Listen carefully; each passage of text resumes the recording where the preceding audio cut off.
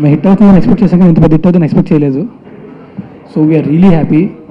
And industry నుంచి కూడా response అందరూ కూడా చూశారు, చాలా బాగుంది అంటున్నారు. చేయక మాత్రం ఎక్స్పెక్ట్ చేసిన దానికంటే చాలా ఎక్కువ రెస్పాన్స్ వచ్చిందండి థియేటర్స్లోని. వీకెండ్ అన్ని ఫుల్స్గా వెళ్ళి అంతా ఓకే, అంతా హ్యాపీ. సో మండే నుంచి అలా ఉంటుంది అని వెయిట్ చేసాము. మండే నుంచి కూడా అలాగే యాస్టీజ్ రన్ అవుతుంది. ఇంకా మండే కంటే ట్యూస్డే పెరిగాను ఉన్నాను నేను. So we are really happy and we can't thank you enough for making a film a huge success. Thank you very much అండి. నేను ఎప్పటికీ నమ్మలేకపోతున్నానండి దాని గురించి. అంటే ఆయన నాకు సుబ్బరాజు గారు ఆయనతో కలిసి చూశారు. సుబ్బరాజు గారు కాల్ చేశారు నాకు సినిమా అయిపోగానే. సో ఆయన చూసి సినిమా చాలా బాగుంది, చాలా బాగా చేసావు, సినిమా తిరిగిలేదు అసలు, ఇది చాలా చెప్పారు నాకు. రవితేజ గారు చూసానని చెప్పారు. ఆయన అభిప్రాయం ఏంటో నేను అడగలేదు, ఆయన చెప్పలేదు అనమాట బేసిక్గా. సో థ్యాంక్స్ అని ఫోన్ పెట్టేశారు. తర్వాత నెక్స్ట్ డే తర్వాత కిక్ 2కి ఇంటర్వ్యూ ఇస్తా ప్రెస్ మీట్లో చెప్పారంట. సో ఐ ఫెల్ట్ షూట్లో ఉన్నప్పుడు. So I felt really happy. తర్వాత మాకు ఆడియో క్లిప్ పంపించారు. తర్వాత అన్నిట్లో చదువుతున్నాను. అంటే నాకు రవితేజ గారు అంటే ఒక రకం ఇన్స్పిరేషన్ లాగా. అంటే ఏ బ్యాక్గ్రౌండ్ లేకుండా ఒక స్టార్ ఇమేజ్ వచ్చి అంత పెద్ద హీరో అయ్యారు ఆయన. సో అలాంటి వ్యక్తి సినిమా చూసి నా గురించి ఒక ప్రెస్ మీట్లో చెప్పడం అనేది I feel really happy and I cherish it for ever. Actually ఉయ్యాల జంపాల చూడగానే నాకు కాల్ చేశారండి. ఫోన్ చేసి చెప్పారు సినిమా చాలా బాగుంది అని ఒక 5 to 10 minutes మాట్లాడారు. అప్పుడే చాలా హ్యాపీ ఫీల్ అయ్యా. ఇది మాత్రం I definitely cherish it for my entire life and I can't thank you first. Thank you very much sir. నేనా? అయ్యో లేదండి, చేసిన 2 సినిమాలు.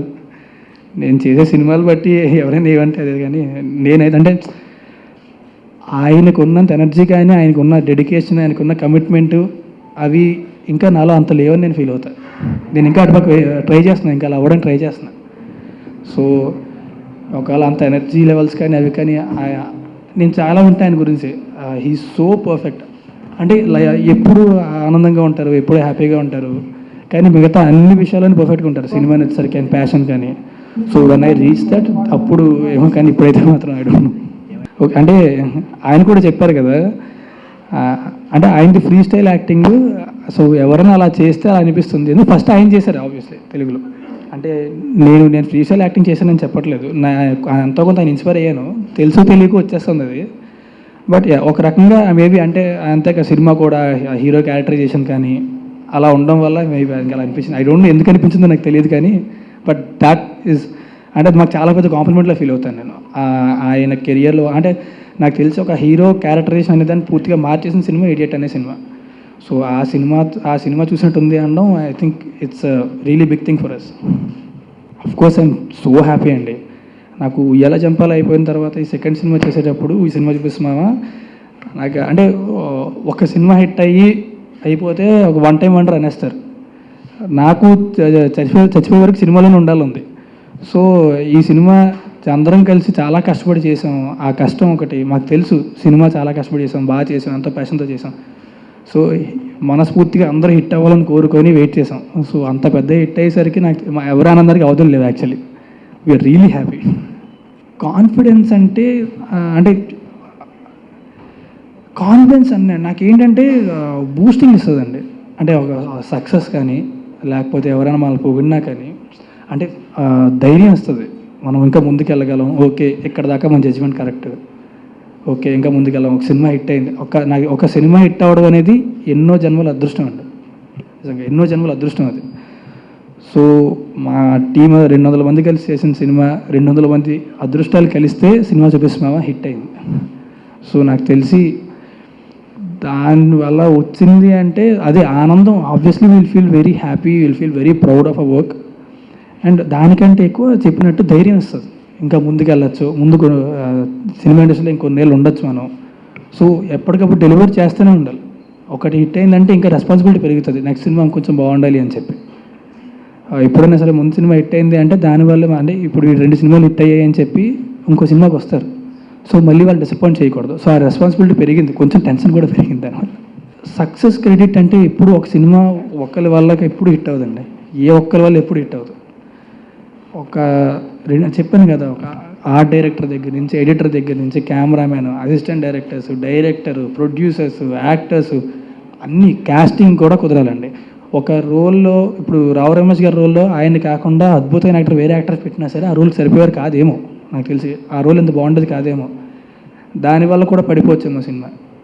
సో అన్నీ కలవాలి, ఎన్నో కలిస్తేనే ఒక సినిమా అవుతుంది. ఆ సినిమా అవన్నీ పర్ఫెక్ట్ ప్లేస్లో పడితే సినిమా హిట్ అవుతుంది. సో క్రెడిట్ ఒకరికే నేను ఇవ్వను అని నేను చెప్పలేను ఆబ్వియస్లీ అది. బట్ ఐ థింక్ డైలాగ్స్ మాత్రం సినిమాకి చాలా హైలైట్ అండి మా ప్రసన్న కుమార్ గారు. అది నాకు తెలిసి ఒక ఎక్స్ట్రా లెవెల్ తీసుకెళ్ళింది సినిమాని. So that I can tell you. అది జబర్దస్త్ ప్యాసింజర్తో కలిసి చేసామండి మేము. అది చేసినంతసేపు కూడా అంటే ఇప్పుడు చూసి అది జనాలు థియేటర్లో ఎంత ఎంజాయ్ చేస్తున్నారో కెమెరా వెనక అంతకంటే ఎక్కువ ఎంజాయ్ చేసాం మేము. మొత్తం జబర్దస్త్ బ్యాచ్ వాళ్ళు ఏంటంటే కామెడియన్స్ అంటే వాళ్ళు కామెడీ చేయరండి, వాళ్ళలోనే కామెడీ ఉంటుంది. సో నాకు తెలిసి ఒక 6-7 అవర్స్ అనుకుంటా షూట్ చేసాం. అది 6-7 అవర్స్ అప్రాక్సిమేట్లీ అంతే. సో అంతసేపు కూడా it's a terrible entertainment. And అది కూడా అంటే ముందు వాటితో కలిసి అని కంపారిజన్స్ వచ్చినా సరే I think we just want to entertain them ఆ టైంలో. సో ఆ కంపారిజన్స్ వచ్చినా సరే అది తప్పు అని నేను అన్ను, కరెక్ట్ కాదని కూడా నేను అన్ను. అంటే సిమిలారిటీస్ అయితే ఉండొచ్చు, ఆబ్వియస్లీ ఉండొచ్చు, but still it's entertaining, that I can promise you. Trinath గారి గురించి నాకు ఫస్ట్ ముందు నేను వేమస్కి వచ్చిన సినిమా చూడలేదండి, చాలా విన్న సినిమా గురించి. అప్పుడు ఉయ్యాల చంపాల షూటింగ్ అవుతున్నాయి అనమాట. సో చూడడం వల్ల ఈ కథ విన్నాక నాకు DVD ఇచ్చి చూడమని చెప్పారు. ఆ సినిమా చూసి సినిమా చాలా బాగుంది, బాగా ఎమోషనల్గా ఉంది, నాకు చాలా నచ్చింది. లాస్ట్లో కళ్ళ నీళ్ళు తిరిగి అంత బాగా తీశారు. కాకపోతే అలాంటి సినిమా తీసినతను ఇలాంటి సినిమాని అసలు ఎలా డీల్ చేయగలరు అనేది నా డౌట్. షూటింగ్కి వెళ్ళేదాకా నాకు ఆ డౌట్ ఉండేది లోపల. ఫస్ట్ డే షూట్ స్టార్ట్ చేయగానే అర్థమైపోయింది బేసిక్గా ఆయనలో ఉండేదే మాస్. ఆయన ఇలాంటి మనిషి ఏదో కొత్తగా ట్రై చేసి ఉంటారేమో నాకు తెలిసి. సో అండ్ ఆయనకి ఒక సీన్లో ఎక్కడ గ్రిప్ అంటే ఎక్కడ పట్టుకుంటే గ్రిప్ పర్ఫెక్ట్గా ఉంటుంది, ఒక షార్ట్ డివిజన్ కానీ వెనకాల మ్యూజిక్ ఎలా ఉంటుందో ముందే ఆయన మైండ్లో ఉంటుంది. So he's very clear at what he does. So I think it's really great experience working with. వైజాగ్లో వాళ్ళ థియేటర్లో కట్అవుట్లు కట్టేసి బాంబులు పేల్చేసి చాలా హడావుడి చేశారండి. సో అది ఆబ్వియస్లీ అయితే ఆల్వేస్ హ్యాపీ, ఎప్పుడు అంతే. అంటే ఎప్పుడు కూడా నాకు ఫోన్ చేశారు సినిమా ఎలా వస్తుంది కానీ అవి ఏం అడగరు. ఈ సినిమా ఎప్పుడు రిలీజ్ అవుతుందని మాత్రం అడుగుతారు. సినిమా ఎప్పుడు రిలీజ్ అవుతుందని చెప్తే ఆ టైంకి అక్కడ థియేటర్లో రెడీ చేసి పెడతారు అనమాట, అంతే. సో నాకు తెలిసి బ్యాక్ హోమ్ నాకు వాళ్ళే చాలా బలం and I really love them. మా డాడీ మాట్లాడారు ఫోన్ చేసి, అరే చాలా బాగుందిరా సినిమా అని. ఎగ్జాక్ట్ ఎక్స్ప్రెషన్ ఇది, చాలా బాగుందిరా సినిమా, తిరిగిపోయిందిరా, థ్యాంక్ యూ థ్యాంక్స్ అయితే. కానీ ఈ సీన్లో ఇలా చేసావు కదా చాలా బాగుంది, ఈ సీన్లో ఇలా చేసావు కదా చాలా బాగుంది, సెకండ్ హాఫ్లో దెయ్యం ఎపిసోడ్ ఉంటుంది అది కూడా బాగా నచ్చింది. సో ఏం సీన్లు వచ్చే చెప్పారు. మా పేరెంట్స్ ఏంటి బేసిక్గా ఫోన్లో ఎక్కువ నాతో డైరెక్ట్గా ఎప్పుడు ఎక్కువ ఎక్స్ప్రెస్ అవ్వరు అనమాట. నేను లేనప్పుడు వెనకాల చాలా ఎక్కువ ఎక్స్ప్రెస్ చేస్తూ ఉంటారు. And that I can understand in the rice.